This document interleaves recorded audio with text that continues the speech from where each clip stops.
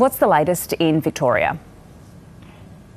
Well, the Grampians fire is still that fire of concern at the moment for fire authorities. Yesterday, firefighters had a challenging time with the fire taking yet a number of runs, and now at 41,000 hectares. We did see some light rain come across the fireground late yesterday, but unfortunately it's nowhere near enough to suppress the fire or to be any use to firefighters in trying to contain the fires. Fantastic work done by fire brigades and local landholders in keeping the fire to within the confines of the park, but we've still got a watch and act out for Halls Gap for not safe to return. We're going to see a day or two of lighter reprieve weather before we start getting into yet another fire cycle, with Christmas Day starting at 35 degrees across the state. No real significant winds, but that's the lead into the day of concern, that Boxing Day.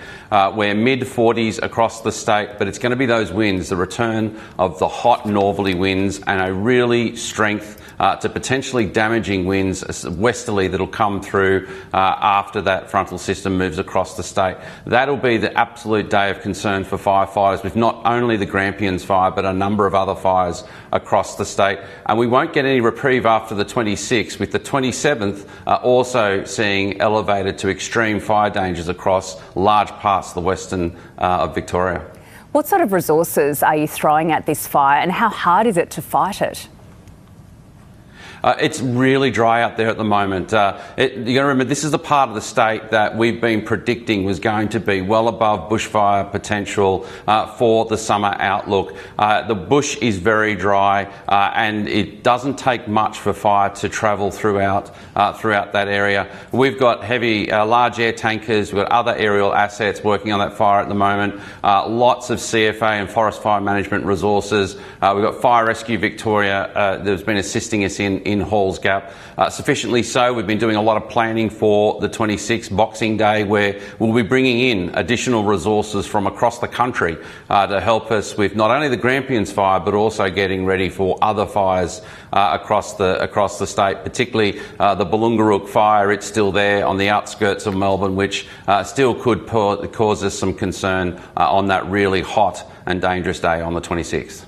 What's your advice to people in the area and to travellers? Because obviously that would be the big concern. You know, we've talked about this many times, every time we lead into summer, that there's the concern for people who aren't potentially familiar with the area. What are you telling people at the moment? Our message to Victorians is very clear over the Christmas Boxing Day and the 27th. You have to have the Vic Emergency app on your phone. It's a not negotiable. If you haven't got it downloaded, please download it onto your device. Make sure you set it up for you. If you are travelling this Christmas, please establish a watch zone within the app to where you are going to. That ensures that you're given the latest alerts, the latest information concerning fires to where you're travelling to. On Boxing Day, as I said, those damaging winds, that heat, I expect there will be power outages, which will in turn affect potentially communications and also internet services. So make sure on that day you have access to your emergency broadcaster. Know the emergency broadcast frequency for the 26th of December and make sure that you've got something tuned to it. It's going to be one of those days that I'm very concerned about. It is that we're looking at extreme fire dangers at the moment. It could go beyond extreme. We're just firming that up with the Bureau at the moment. But it's one of those days where communities, if you are travelling, if you're going to be anywhere near the bush, you need to make sure that you are absolutely situationally aware and being able to get the advice and information from fire authorities. I mean, this fire's already been burning for a week. How much longer could it go for? The fire in the Grampians is going to burn for many more weeks, unfortunately. It is a large fire, so it's some 41,000 hectares now. That is quite a perimeter of fire that needs to be actively patrolled. Firefighters will need to bring it out to containment lines where they're able to secure the fire, and that's going to take some time. And then will come the after rehabilitation of that area as well. So a couple of weeks is not out of the question for firefighters needing to continue to fight the Grampians fire.